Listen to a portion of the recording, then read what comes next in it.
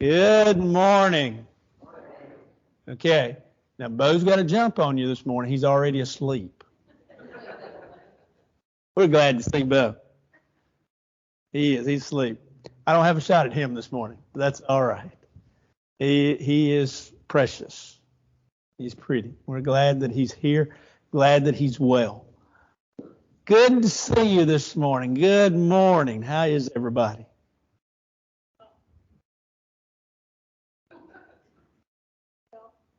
Well, you're better now? Yes. There was a glow coming across the driveway a while ago.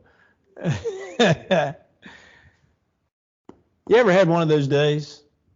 You ever had just a bad day? Everything went wrong. Everything that could go wrong went wrong. Mother of 5 children had one of those days. First little baby had problems, stomach issues. The little preschool child fell and skinned her knee real bad. Middle child was having issues not just with stomach, but other issues as well. The junior high child fell and broke his arm. The mother said, "I just can't take it. That's all. There's just nothing else can happen." And so she tried to look on the good side. And so when the husband came home, she said, "Honey, guess what?" And he said, "What?" She said, "Well, 4 out of your 5 children today did not break their arm." Now you have days like that. Days of sadness, days of disappointment, days in which you just want to give up. The story in 1 Samuel, the 30th chapter, David had a day like that.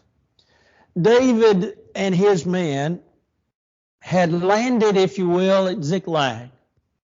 That's where they had made home base.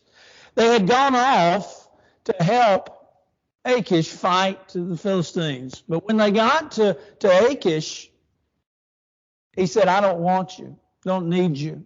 Don't need your help. Don't want your help." And so they were sent home, really, if you will, soldiers disgraced that they couldn't fight like they had so volunteered to do. The problem was when they got home, though, Philistines had come and had taken over all of the land. They had taken the wives and the children of these soldiers and of David. They had taken them off. They had ravaged the land. David's men wanted to kill him.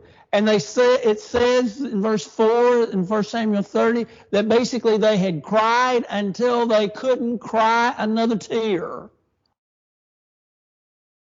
And then you ask, well, what happened? Let's see what happened.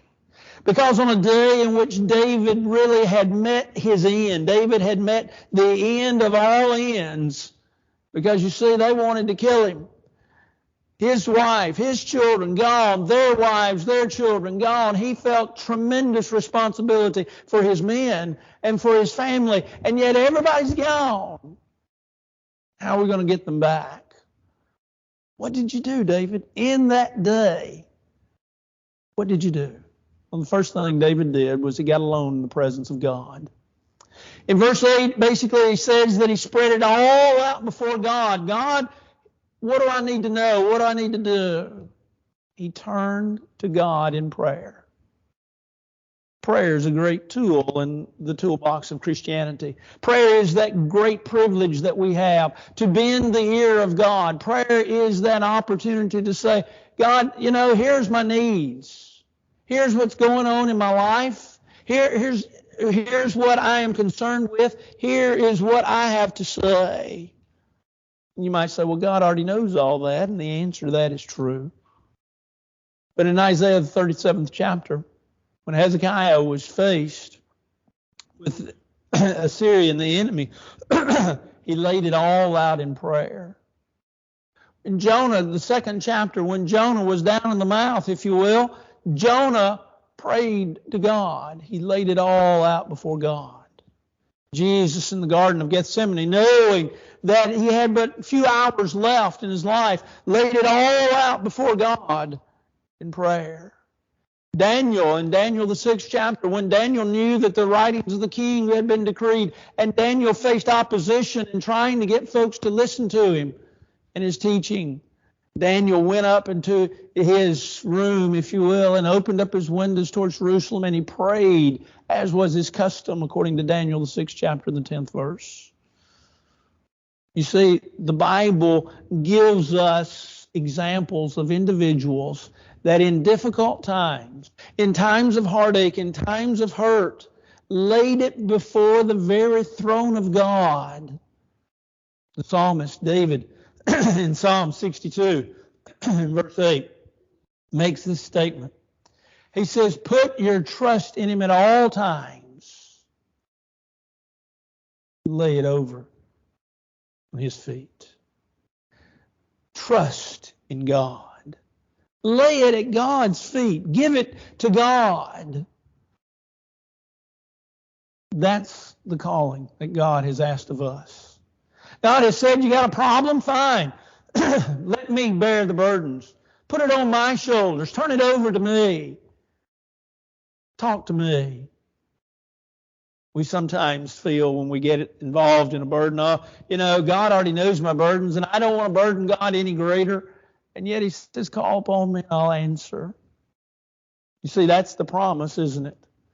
In John, the 9th chapter, the 31st verse, John reminds us there of the words of Jesus. I'm going to get that frog up. There we go. John, writing those words of Jesus, reminds us that we know that if any man be a worshiper of God and do his will, him, talking about God, he hears.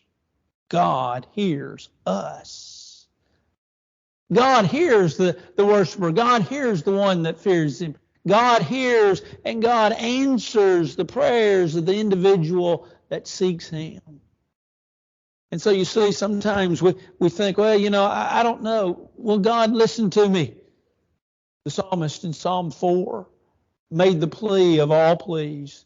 Hear us, O God. And then in verse 3, he makes the same plea. Hear us, O God. It used to be with the congregation that one of the gentlemen, as he would lead prayer in the worship service, would close out his prayer with those simple words, hear us, O God, is our plea. Now, while in some ways that was redundant, in my opinion, it's truly not unscriptural. For God hears us. And so sometimes days in which we have those great distresses, sometimes in those days in which 4 out of the 5 children didn't break their arm, but they had other problems, we need to get alone in the presence of God. God, here's my heartache. Here's my hurt. Here's my discomfort. Here's my pain. Here's my problem. And God says, go ahead. Shut your doors. Pray to your Father, which is in secret. And your Father, according to Matthew chapter 6, which sees in secret, shall reward you openly. David, in a day of great distress, got alone in the presence of God. But the second thing that David did was he sought the fellowship of others. He called in the priest. He called in others. That's one of the first things that he did. And he said, verse 7, bring me the ephod, which was, to oversimplify, it was a breastplate in which it had certain stones that represented the 12 tribes, and it was used in prayer by many an individual. David says, I need to talk to some people. People are great encouragers, aren't they? Can be. Sometimes they're not. Sometimes they're sort of like what the psalmist said in Psalm 41, talking about my own familiar friend. He said, he did eat my bread and whom I trusted, lifted up his heel against me. Now, more than likely, that's a psalm of David, but more than likely, that psalm of David there David may have had reference in that whole psalm to Absalom, his son, who raised up a revolt against him. But also those verses are applied to Jesus as well in the betrayal of Judas of Jesus. Sometimes folks aren't always as encouraging as they should. Sometimes folks are great discouragers. Sometimes folks hinder instead of help. And the old adage, if you can't help, don't hinder, needs to apply to some. Because some folks are just crabby and some folks are just mean-spirited, and some folks just don't know how to put sunshine into a room on a day that's full of sunshine. But the Scriptures tell us to do what? To strengthen the hands that hang down, to confirm the feeble knees. Isaiah 35. Isaiah reminds us there in verses 3 and 4, help those that are going through difficult times. Be an individual that is willing to encourage. Be an individual that is willing to build up. Be an individual that helps others. Paul mentions two fellows, one in the book of Philippians and one in the book of Colossians, that are interesting just to think about what little we know about them. Epaphras and Epaphroditus. Epaphras is found in the book of Philippians. In Philippians chapter 4, we're reminded there of this one by the name of Epaphras, who Paul says he was a co-laborer, my worker. Paul gives the sense of one that encouraged him. And then he talks about a man by the name of Epaphroditus. Colossians chapter 4 and verse 12. He says he's a fellow worker, he's a fellow laborer. He says, a laborer for you as well, in prayers to Christ for you, that you may be perfect and complete. Now, I don't know about you, but I see in Epaphras and I see in Epaphroditus two individuals that they were willing to encourage, they were willing to strengthen, they wanted to see what they could do to help others. They wanted to see what they could do to build up the spirits of those that they were around. They wanted to add sunshine to a room that's cloudy. They wanted to brighten the day of those that were downcast. They wanted to lift others up. People do that if we let them. Now, like we said, some folks don't. Some folks are folks that stand in the way. But yet at the same point in time, too, we need to be individuals that learn from Stephanus and Photychus. 1 Corinthians, the 16th chapter. Paul says, for they refreshed me. They refreshed my spirits. Are you a spirit refresher? Well, think about it. Think about what you say and think about how you say it. Have you ever had a bad day and somebody maybe sends you a text? I know of a man that received a text early one morning. It was his birthday.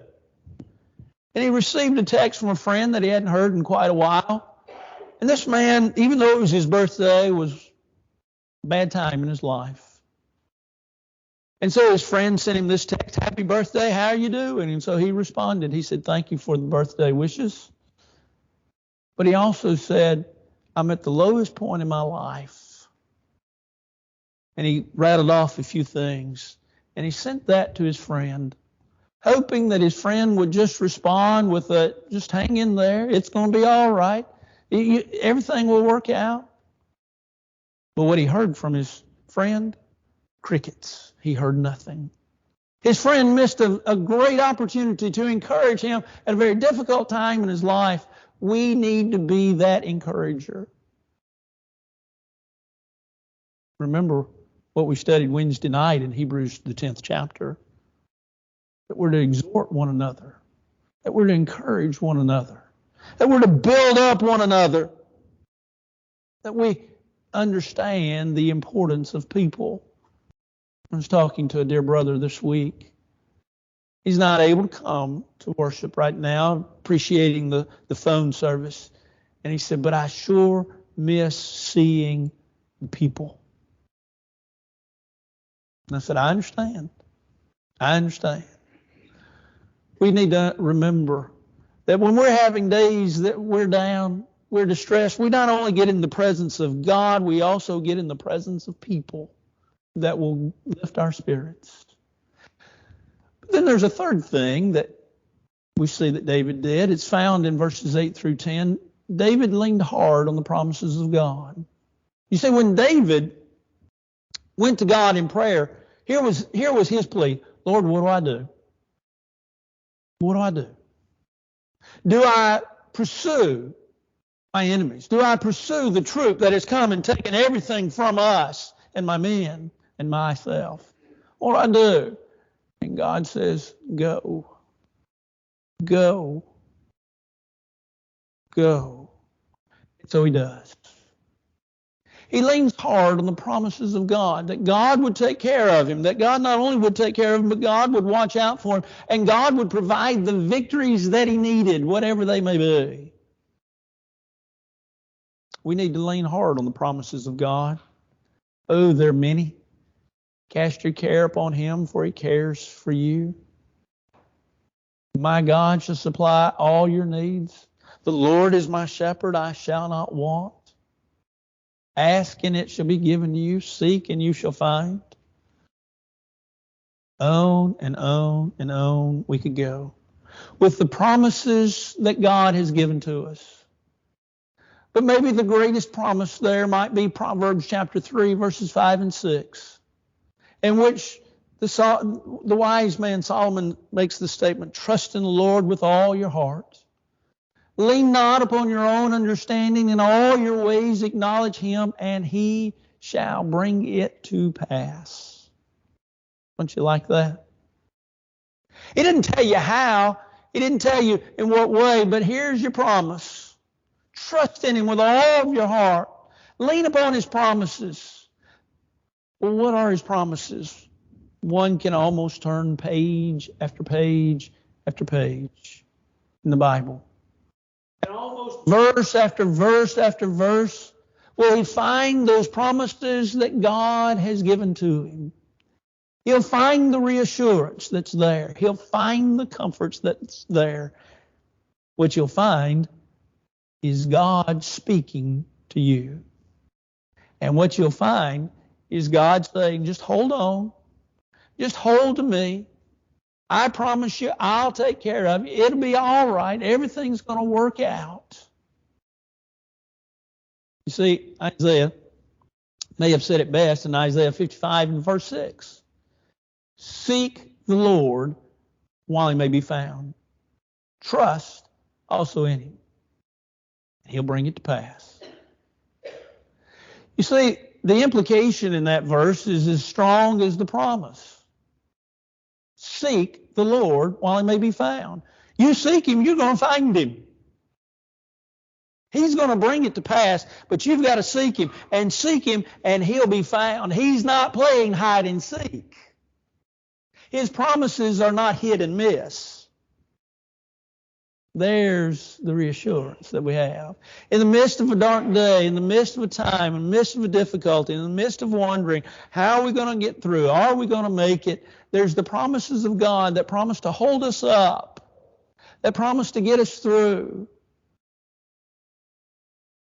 I know of a man that was going through a very difficult time. He was really being persecuted by all sides, it seemed like. He couldn't say, he couldn't do anything. He was a preacher of God. And he just kind of began to seclude. One day, at his door was a gentle knock. And he went there to the door, and at the door was a mentor of his. Now you got to understand, here's a man that has a PhD. He's a teacher at a major university, but he's hurting. And there stands at the door a mentor. He's ashamed. In fact, his spirit is down. He hasn't shaved in 2 or 3 days. He hasn't eaten in about the same amount of days. And there's a man that he loves that's come to see him. But now all of a sudden his spirits are lifted just a little bit because of the presence of a person. And they sit and talk. And this wonderful mentor to this college professor says, here's what we're going to do. They opened up the book of Psalms and they began to read psalm after psalm after psalm after psalm, hour upon hour. And as the daylight began to break the next day, that wonderful college professor, who I had, by the way, began to see the light of day. He got up, he cleaned himself up, they went out for a meal. And that college professor really swayed many of us that studied at his feet. He has long since passed from this world. But a great man of God who was an excellent student of the Bible had a terrible day, terrible time.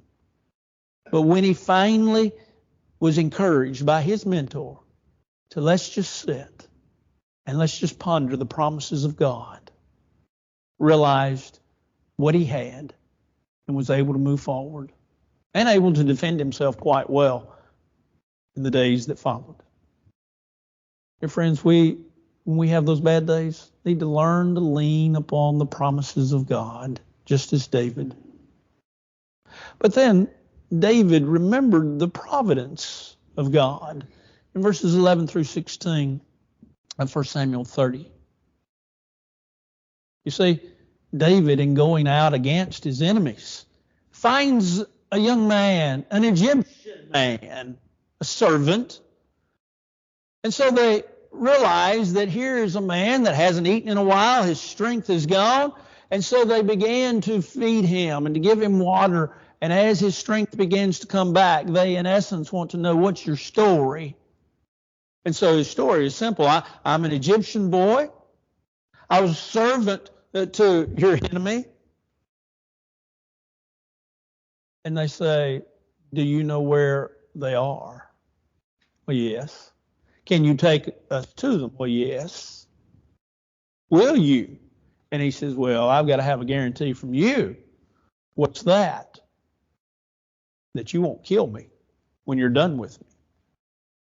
We'll let you go. All right. And he led them to the enemy. David trusted in the providence of God. Look in the Bible. Find the word providence. You'll be hard pressed. It's not there. What does the word providence mean? Well, it's a word that theologians use. It's a word that we use as Christians. The word itself literally means foresight. It's the ability to see before is what the word itself literally means. When we talk about the providence of God, we're talking about the care of God, the care that God gives to every one of his children. That he sees, if you will, into the future. He works the problems out, and he works them, according to Romans chapter 8, verse 28, for our good. We see it in the Bible. We see Esther, the providence of God. We see the providence of God in Paul's life. We see the providence of God right here in David's life. We see the providence of God through the Bible. It's God's ability to take care of us and God's ability to use us and to use the situation for our good. But we object often to the providence of God, don't we? We want to kick back against the providence of God. Why? Well, sometimes, God moves slow. And it just seems like it takes him not just days, but it takes him months, if not years, to finally settle the score, if you will, to finally get it all work out. And sometimes it's just, I just don't have that much time. God didn't set a timeline on his providence. He didn't say, okay, you're going to have a bad day. You're going to call up on me today and I'm going to answer you. Boom.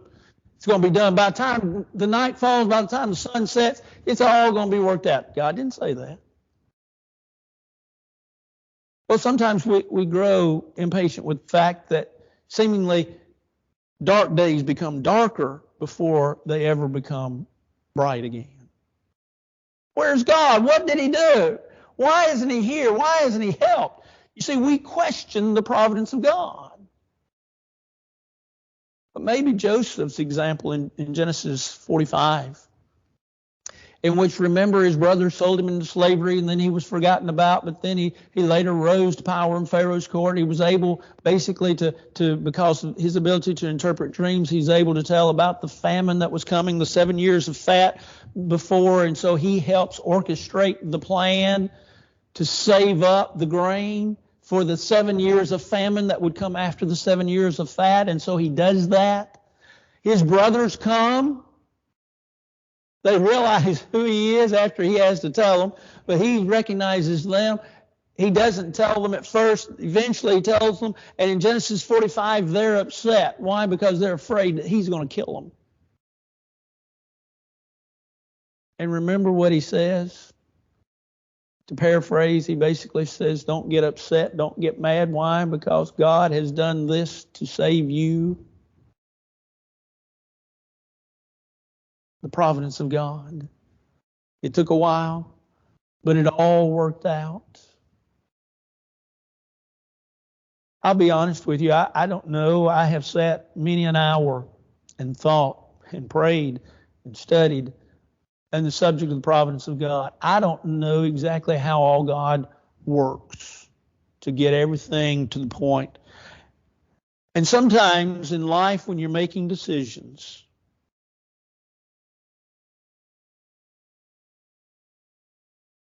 you don't know how that providence is going to work out. As Suzanne and I were looking for a congregation, and y'all lost, and you ended up with me.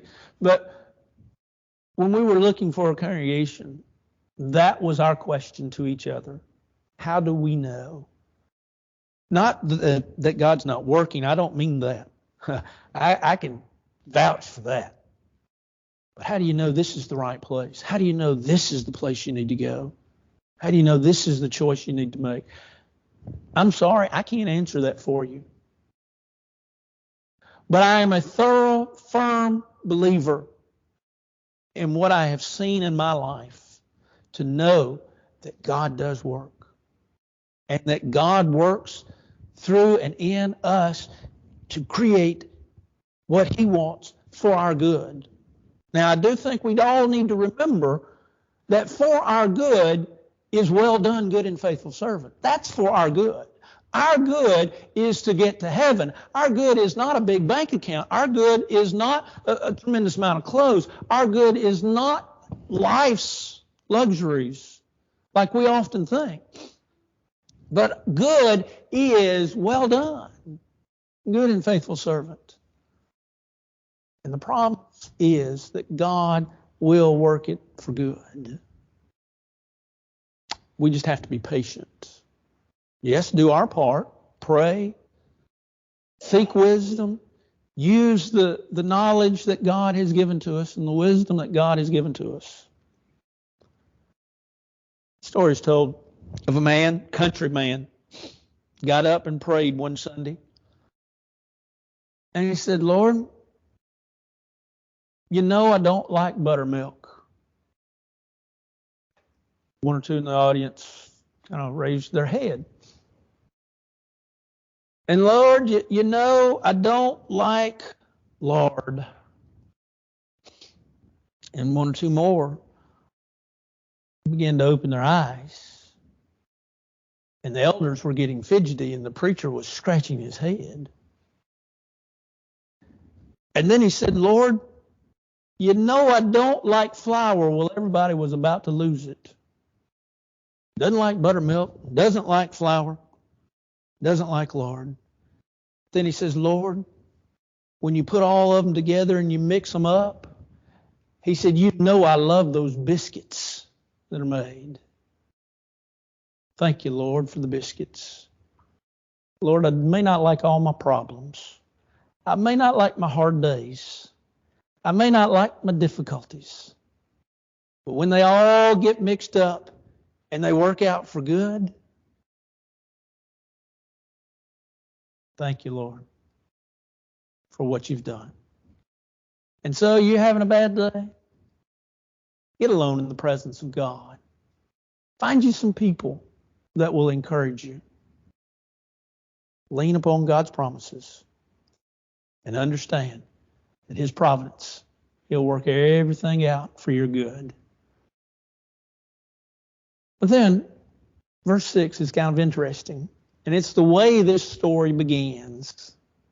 When David had cried all the tears that he could cry, and David's men wanted to kill him, and David didn't know which way to turn, verse 6 simply says, "But David strengthened himself in the Lord his God." So many people, and I've counseled several, when they have their problems, you know where they go? They run away. They're like the proverbial cat. You may have a kitty cat. You may love your kitty cat. That's wonderful. That's fine. Not a problem. But a lot of cats, when they get sick, what do? They run off and they die.